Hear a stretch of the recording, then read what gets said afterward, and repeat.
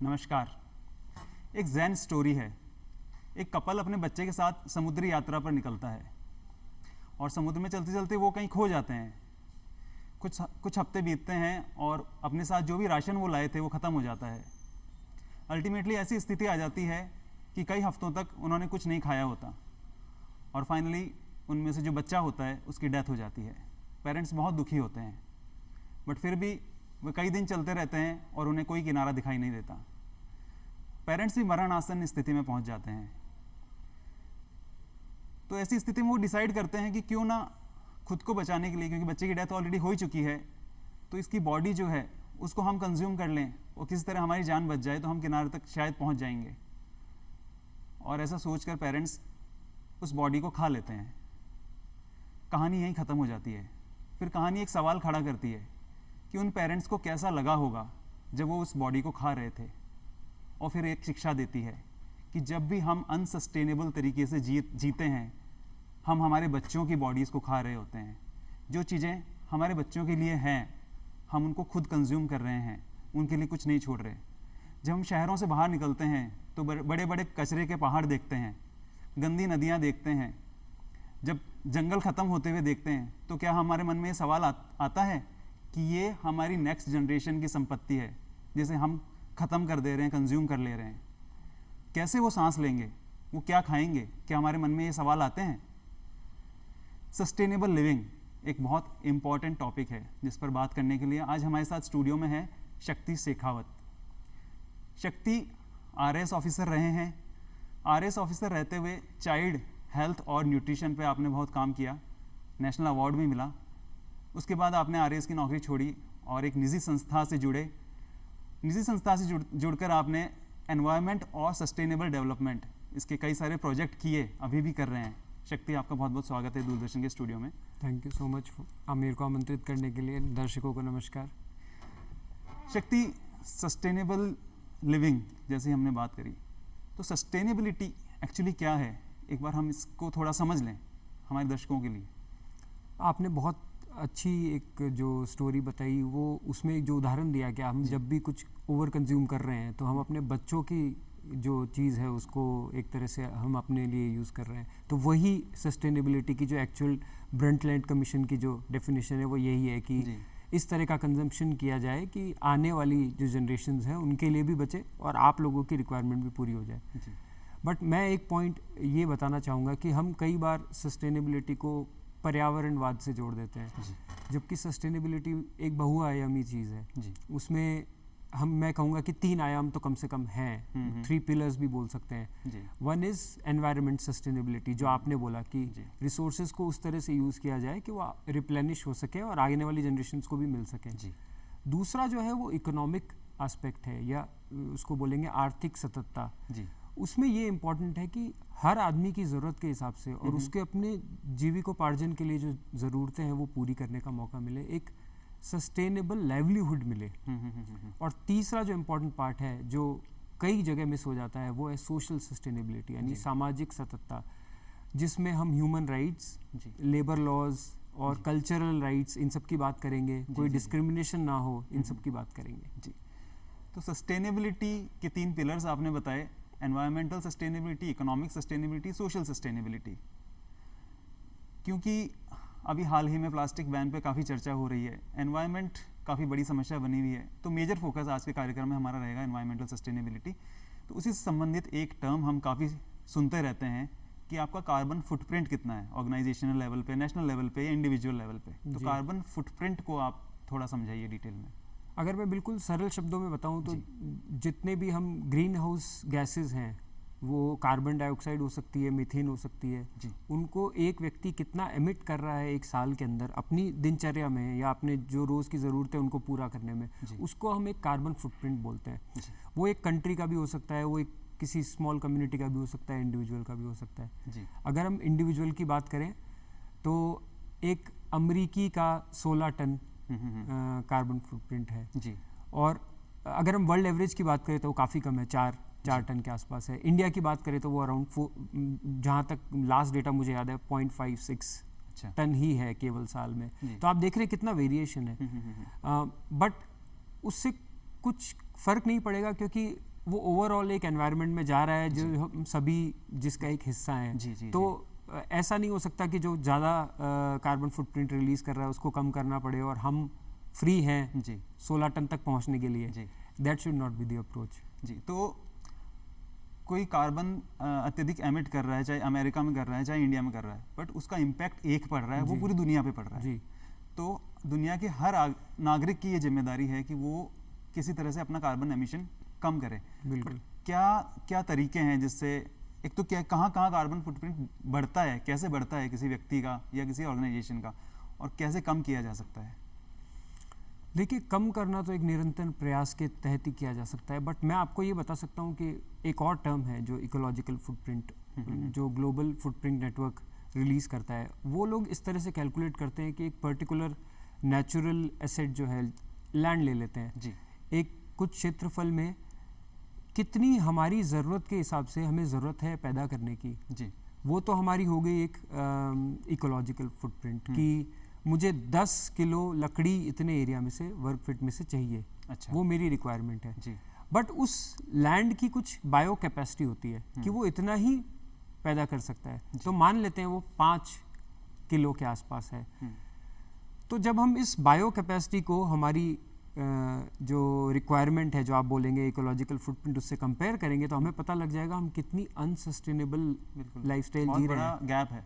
तो ये 5 किलो का जो गैप है जी। ये उस पर प्रेशर डाल रहा है। बिल्कुल। और इसी को निरंतर कम करना या अपनी ज़रूरतों को उसी हिसाब से लिमिट करना जितनी उस जगह की बायो कैपेसिटी है, जी ये इन जो एजेंसीज हैं जो इस तरह का काम करती है उनका एक प्रयास रहता है। ये कई तरह से किया जा सकता है, जिसके बारे में अपन आगे भी चर्चा करेंगे इस प्रोग्राम में भी। जी बिल्कुल। तो पर्यावरण में रिसोर्सेज लिमिटेड हैं, हम लोग अपना कंजम्पशन इस तरह से करते हैं कि वो रिप्लेनिश नहीं हो पा रहे और हम कंज्यूम करते जा रहे हैं, तो एक दिन वो ख़त्म हो जाएंगे। तो जो रिसोर्सेज ख़त्म हो जाएंगे, जो हमारी नई आने वाली जनरेशन की संपत्ति है, वो हम ही कंज्यूम कर लेंगे। तो ये जो गैप है, इसको कैसे ख़त्म किया जाए, ये आज हम हमारे एक्सपर्ट से जानेंगे। तो अभी हम बात करते हैं आर्किटेक्चर की। तो जब हम शहरों में देखते हैं धड़ल्ले से मकान बन रहे हैं, कॉलोनीज बसी जा रही हैं, कितना हम एनवायरनमेंट का ध्यान रख रहे हैं, कितनी सस्टेनेबल है हमारी मॉडर्न हाउसिंग या मॉडर्न आर्किटेक्चर, मॉडर्न लिविंग? देखिए, सस्टेनेबल वो नहीं है, क्योंकि हमारी जो फोकस रहता है वो इस तरह से रहता है कि किस तरह से व्यक्ति के रहन सहन को ज़्यादा आरामदायक बनाया जाए, ना कि उसका कितना फुटप्रिंट है या उसका क्या इम्पैक्ट है। बट ऐसा नहीं है कि कहीं पे भी दुनिया भर में इस तरह के एक्सपेरिमेंट्स नहीं हो रहे हैं। जैसे मैं आपसे अगर 2-3 मैं एग्जांपल यहाँ पे यूज़ करना चाहूँगा हमारे दर्शकों के लिए, क्योंकि ज़्यादा अच्छे से समझ पाएंगे।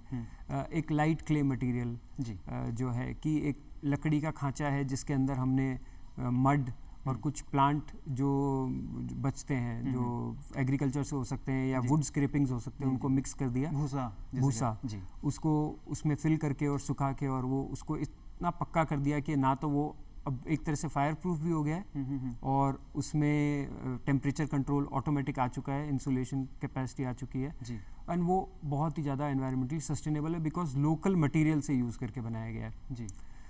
एक और अगर एग्जांपल मैं लेना चाहूँ तो स्ट्रक्चरली इंसुलेटेड मटेरियल जो जिसको हम बोलते हैं कि उसका एक शॉर्ट फॉर्म भी है सायर, जिसको बोलते हैं रैम्प्ड अर्थ, यानी हम मिट्टी को इतना ज़्यादा कूटे, प्रेशराइज करें कि वो एक लेयर फॉर्म में बन जाए और वो इतनी सॉलिड हो जाती है कि उसमें केवल 9% सीमेंट को आपको मिलाने की ज़रूरत है। अच्छा। जबकि जो हमारी कंक्रीट होती है उसमें 2/3 सीमेंट है, और सीमेंट भी आपको पता है अनसस्टेनेबल तरीके से बनती है। तो अगर हम इस तरह से अर्थ के मटेरियल को इतना दबा के प्रेशराइज करके एक स्ट्रक्चर बना सकें जिसमें 7 इंच मोटी अर्थ होगी, यानी जो आपकी मिट्टी होगी, 4 इंच आपका इंसुलेटेड मटेरियल होगा, वो कुछ भी हो सकता है, और बचा हुआ 7 इंच फिर से मिट्टी होगी, तो यानी एक सैंडविच बन गया। तो आप समझ सकते हैं उससे कितना, एक तो स्ट्रक्चरली कितनी स्ट्रॉन्ग होगी, वो लोकली बनी है, उसका कोई इम्पैक्ट नहीं है, कोई कार्बन फुटप्रिंट नहीं है, क्योंकि वो कहीं से सोर्स नहीं की गई है, कोई ट्रांसपोर्टेशन यूज़ नहीं किया गया, बस एक टेक्नोलॉजी है जिसको यूज़ किया गया है।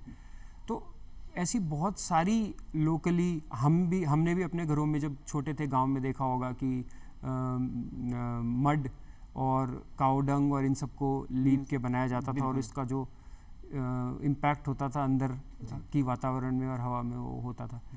I'm not saying that we should go back to those techniques, but I'm saying that we should use more local material, which I find is missing, and you would agree in the cities today. Exactly. और इसके अलावा पानी और हवा और जिस तरह का इम्पैक्ट हम छोड़ रहे हैं, वो तो आपको पता ही है कि हमारे हाउसिंग कितने ज़्यादा इल प्लान्ड होती हैं, जो ऐसे स्ट्रक्चर्स जहाँ जो सस्टेन नहीं कर सकता, या अर्थ का जो लेवल है वो आपको सस्टेन नहीं कर पा रहा, आपने इतने माले बना दिए हैं, तो उन सबको तो रोकने की आवश्यकता है ही।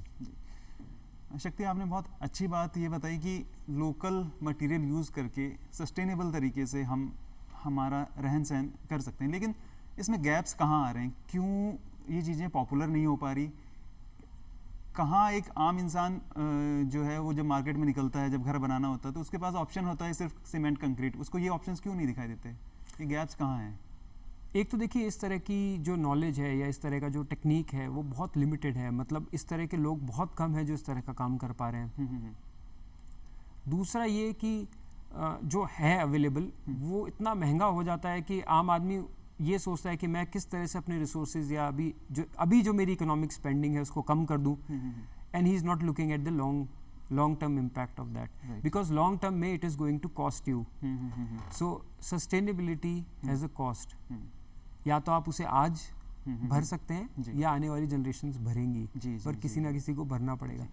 बट ऐसा नहीं है कि किसी सिटीज़ में इस तरह के इम्पैक्ट नहीं हो रहे हैं। अगर मैं 2-3 एग्जाम्पल आपके सामने रखूं, तो कोपेनहेगन डेनमार्क की एक सिटी है, उन्होंने 2025 तक का टारगेट रखा है कि हम पहले कार्बन न्यूट्रल सिटी बनेंगे पूरी दुनिया के अंदर, और उनका पूरा फोकस ईवी इंफ्रास्ट्रक्चर के ऊपर, साइकिल और इस तरह की मोबिलिटी सॉल्यूशंस को डिवाइस करना, और सोलर रूफटॉप्स इंस्टॉल करना, इस तरह की प्रैक्टिसेस ऑलरेडी वहाँ चल रही हैं। और भी बहुत सारे ऐसे सिटीज़ हैं जो कि जिसको हम बोलेंगे सस्टेनेबल सिटीज़ की तरफ अग्रसर है।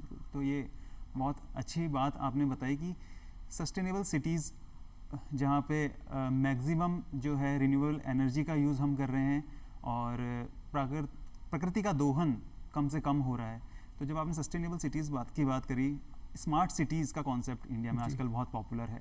किस तरह से स्मार्ट सिटीज़ के साथ सस्टेनेबिलिटी को भी जोड़ा जाए?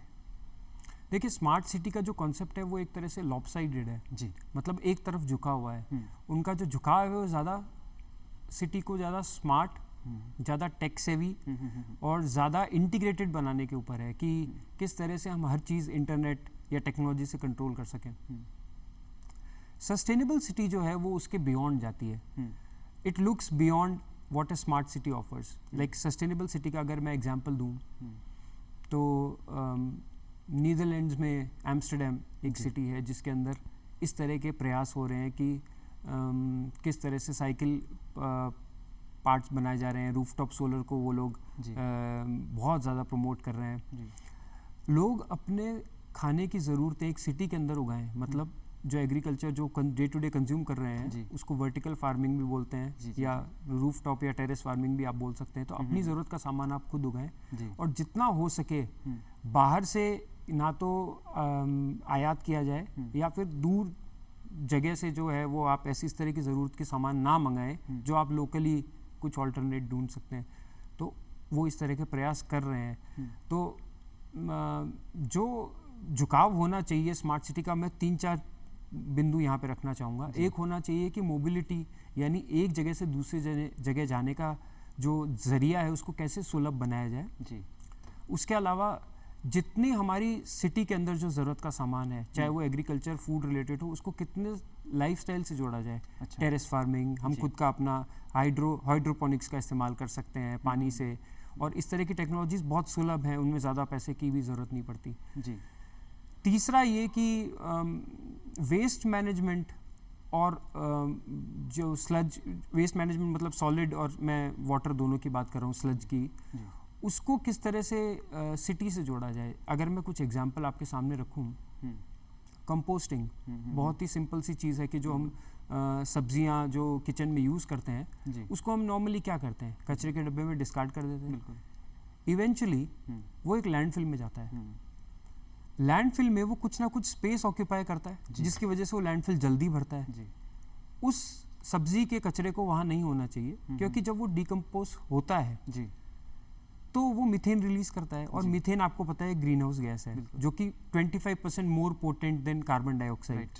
तो बेसिकली आप एक लैंडफिल को जल्दी भर रहे हो और ऐसे कचरे से भर रहे हो जो वहाँ नहीं होना चाहिए, और तीसरा उसका एक एनवायरमेंटल इम्पैक्ट है क्योंकि आप ग्रीन हाउस गैस ऐड कर रहे हो। उसके बजाय यदि एक म्यूनिसिपल कॉरपोरेशन या म्यूनिसिपल या कोई सिटी के लोकेलिटी में आप एक सिंपल कंपोस्टिंग प्रोग्राम चलाएं जिसमें एक गली या एक कॉलोनी या में के अंदर एक बड़ा कंपोस्टिंग इकट्ठा करने वाला हो, कि आप गीला कचरा है जो किचन का कचरा है वो उसके अंदर डालिए और वहाँ से एकत्रित होके एक सिंगल जगह पे कंपोस्टिंग हो जी, और उसको फिर आप चाहे खाद की तरह इस्तेमाल करें या किसी और तरीके से इस्तेमाल करें, तो एक तो वो लैंडफिल में जाने से बच जाएगा, और दूसरा उससे कितने बेनिफिट्स मिलेंगे, मतलब उससे आप अपनी ही खेती कर सकते हैं, ज़मीन में डाल सकते हैं, बहुत कुछ कर सकते हैं। तो एक सिंपल सोल्यूशन एक आपको सस्टेनेबल सिटी की तरफ लेके जाता है। तो हमें उस सिटीज़ को उस तरह से देखना पड़ेगा, और आप उसको कमिटी बना के, जो 73rd और 74th कॉन्स्टिट्यूशनल अमेंडमेंट्स थे उसमें यही तो देखा गया था कि पंचायत में और जो अर्बन जो एजेंसीज़ हैं उनको ज़्यादा से ज़्यादा पावर दी जाए। तो क्यों ना हम अपनी सिटीज़ को इस तरह के एक्सपेरिमेंट्स करने के लिए फ्लेक्सिबिलिटी दें। सॉलिड वेस्ट मैनेजमेंट की आपने बात करी, एक इंडिविजुअल लेवल पे भी प्रयास करके आप खुद अपने घर पे अपना कंपोस्ट तैयार कर सकते हैं, अपना किचन गार्डन बना सकते हैं, अपनी कॉलोनी के लेवल पे कर सकते हैं, सोसाइटी में एक शहर के लेवल पर भी ये हो सकता है, और कितना बड़ा इम्पैक्ट इसका होगा। हमारी सॉइल बचेगी जिसके अंदर न्यूट्रिशंस ऐड होंगे, कचरा बचेगा, हमारे लैंडफिल्स जो हैं वो दूसरे ऐसा कचरा है जिसको हम डिकम्पोज नहीं कर सकते उसको भरने के लिए काम आएगा। एक छोटा सा प्रयास बहुत बड़ा इम्पैक्ट ला सकता है। हमने वेस्ट मैनेजमेंट की बात करी, अभी प्लास्टिक बैन किया है सरकार ने रिसेंटली। प्लास्टिक बैन कितना इम्पोर्टेंट है और कितना प्रैक्टिकल है? देखिए, प्रैक्टिकल तो वो है जी, पर उसको प्रैक्टिकल और डेली लाइफ में इंकॉर्पोरेट करने के लिए या मैं उसको सुविधाजनक बोलूँगा कि एक आम आदमी के लिए सुविधाजनक बनाने के लिए उसके अराउंड एक इकोसिस्टम डेवलप करना पड़ता है। यहाँ पे मैं अपने दर्शकों को कुछ एग्जांपल देना चाहूँगा, जैसे कि कनाडा बेस्ड एक छोटा सा स्टार्टअप है जो अपने आप को ग्रीन जार बोलता है जी। वो लोग क्या करते हैं, बड़े बड़े कंटेनर्स में जो हम रोज़मर्रा का सामान है जैसे साबुन, तेल, शैम्पू इकट्ठे करते हैं, वहाँ पे आप अपनी एक कांच की बोतल लेके जा सकते हैं और उस बड़े जार में से आप उसको उसमें ट्रांसफ़र कर लीजिए जितना आपको चाहिए। अच्छा। अब आप उसे हफ्ते के हिसाब से ले जा सकते हैं जी, दिन के हिसाब से ले जा सकते हैं या महीने के हिसाब से ले जा सकते हैं जी।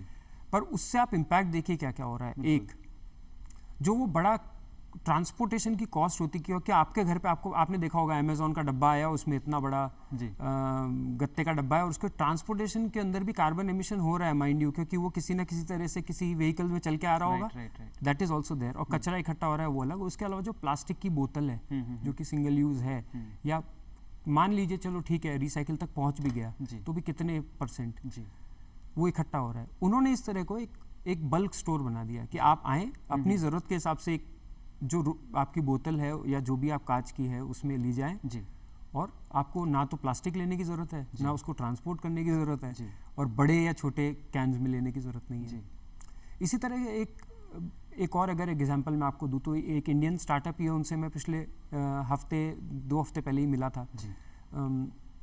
उन्होंने किटलरी करके एक स्टार्टअप शुरू किया है जिसके अंदर वो स्टील बेस्ड कटलरी देती हैं, और उसमें स्ट्रॉ भी है जो कि स्टील का है, और उसे आप अपने साथ ले जा सकते हैं। उसके लिए एक अपसाइकिल्ड क्लोथ, तो अपसाइकिल का मतलब हो गया कि जिस फॉर्म में वो कपड़ा था उसको किसी और फॉर्म में चेंज कर दिया without changing, I mean going through the entire process. Corona time में हमने बहुत मास्क बनाए, तो उसको एक छोटे किट में कर दिया और उसके अंदर रीयूज स्टील की कटलरी डाल दी। अब आप जो स्ट्रॉ है आप जानते हैं उसका ओशंस वगैरह में बहुत सारे वीडियोज हैं, आई एम श्योर हमारे दर्शकों ने भी देखे होंगे कि वो जाते हैं और एनिमल्स उनको इंजेस्ट कर लेते हैं, उससे क्या नुकसान है। तो वो उन्होंने इरेडिकेट कर दिया, you just keep that kit with you and move around. तो इंडिविजुअली ये सब चीज़ें हम मेरे हिसाब से कर सकते हैं सिंगल यूज़ प्लास्टिक जी को अवॉइड करने के लिए। आपने बहुत अच्छे एग्जांपल्स दिए कि किस तरह से इंडिविजुअल इनोवेटिव आइडियाज़ एक बहुत बड़ा इम्पैक्ट ला सकते हैं, ट्रांसफॉर्मेशन कर सकते हैं सोसाइटी लेवल पे, इनफैक्ट ग्लोबल लेवल पे।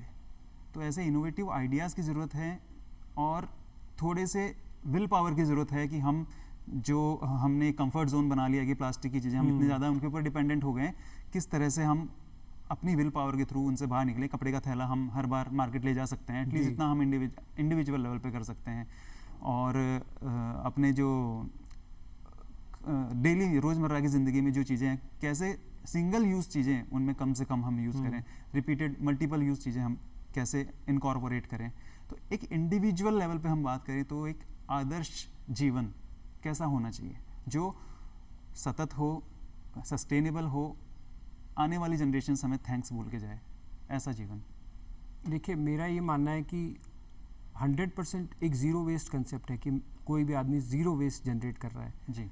उस तरह की लाइफस्टाइल फॉलो करने के लिए आपका बहुत ज़्यादा प्रयास रहना चाहिए और आप बहुत ज़्यादा फोकस्ड होने चाहिए। हर आदमी उस तरह से नहीं जी सकता, बिकॉज हमारी और भी बहुत चीज़ें हैं। जी। मेरा ये मानना है कि कुछ लोग बहुत ज़्यादा प्रयास करके उस कचरे को कम करें, उसके बजाय ज़्यादा लोग थोड़ा प्रयास करें तो उसका इम्पैक्ट बहुत बड़ा होगा। जी। अगर मैं आपको 2 एग्जांपल दूँ छोटे से, जी। तो हम लोग सभी गूगल यूज़ करते हैं, इट्स अ सर्च इंजन। जी। उसका एक ग्रीन वर्जन अवेलेबल है, इट्स कॉल्ड इकोसिया, ECOSIA। अच्छा। वो जो भी रेवेन्यू जनरेट करते हैं एड्स के थ्रू, जी। उससे वो एक डिफॉरेस्टेड लैंड के अंदर ट्री प्लांट करते हैं, उसी पैसे से। जी। तो एक सिंपल चीज़ जो हम डेली रोज़मर्रा में यूज़ कर रहे हैं, उसके बजाय उसका एक ग्रीन ऑप्शन अवेलेबल है। एक और अगर मैं एग्जांपल दूं तो स्वीडन में एक न्यू टर्म इन्वेंट हुई है जिसको प्लॉगिंग बोलते हैं। अच्छा। That means jogging and planting trees. No, I mean grabbing the, जो भी कचरा फैला हुआ है उसको उठाना। जी, तो उसके लिए आपको सिर्फ एक ग्लव्स चाहिए और एक बैग चाहिए, और आप जॉग कर रहे हैं और साथ साथ में जो भी आपको प्लास्टिक वेस्ट दिख रहा है उसको एक थैले में डाल रहे हैं। जी। तो इंडिविजुअल, ये सारे जो एग्जाम्पल मैं आपको बोल रहा हूँ, इन सब का एक इंडिविजुअल इम्पैक्ट है। जी। हमें एक बैलेंस स्ट्राइक करना पड़ेगा। तो मेरा ये मानना है कि अगर हम 1 महीना बहुत ज़्यादा कचरे के ऊपर फोकस करें और बहुत ज़्यादा अपनी एनर्जी लगाएं और उसके बाद 9 महीने तक कचरा फैलाएं, उसके बजाय हमें एक कंसिस्टेंसी बहुत ज़रूरत है कि हम कंसिस्टेंटली 10% प्रयास करके अगर हम अपनी वेस्टेज 10% भी कम कर सकें, तो आपको पता है कि 1 मिलियन लोगों का क्या इम्पैक्ट होगा या 2 मिलियन का क्या इम्पैक्ट होगा। You can figure it out. Individual level पे थोड़े बहुत छोटे छोटे प्रयासों से हम एक बड़ी जीत हासिल कर सकते हैं। ये आप, जो मैं कहूँ आपकी बात को क्रिस्प में दो, राजस्थान में बहुत अच्छा सोलर एनर्जी पोटेंशियल है, फिर भी हम देखते हैं कि अभी कुछ दिन पहले बहुत लंबे समय तक जो है कोयले की शॉर्टेज हुई। मुझे लगता है जैसा एनवायरनमेंट, जैसी प्रकृति हमें मिली है, इतना अच्छा सोलर एनर्जी पोटेंशियल है, फिर भी हमें कोयले की शॉर्टेज के कारण गुल बिजली का सामना करना पड़ता है। इतनी संभावना है हमारे पास, फिर भी हम इसको क्यों नहीं ऑप्ट कर रहे। जैसा अभी आपने बताया कि थोड़ी सी कॉस्ट जो हम इनिशियली बियर नहीं कर पा रहे हैं, कि हमें लगता है थोड़ा ज़्यादा महंगा पड़ रहा है, वो कॉस्ट कभी ना कभी किसी ना किसी को बियर करनी पड़ेगी, हमारी जनरेशन्स बियर करेंगे। तो छोटे से प्रयास, थोड़ी सी हिम्मत दिखाने के बाद हम इम्पैक्ट तो क्रिएट कर सकते हैं। जी सर। अब एनवायरनमेंट पॉल्यूशन की बात करें, क्योंकि हम टोटल एनवायरनमेंट की बात कर रहे हैं, तो पॉल्यूशन के ऊपर काफ़ी चर्चाएं हुई हैं, होती रहती हैं। आज की स्थिति में क्या प्रयास आपके अनुसार सबसे ज़्यादा इम्पैक्टफुल रहेंगे इंडिविजुअल लेवल पे पर्यावरण प्रदूषण को कम करने के लिए?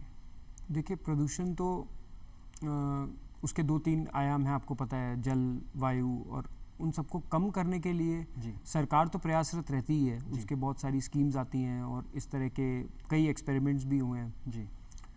इंडिविजुअल लेवल पे हमें हर चीज़ का एक ऑल्टरनेट, एक ग्रीनर ऑल्टरनेट ढूंढना पड़ेगा। जी।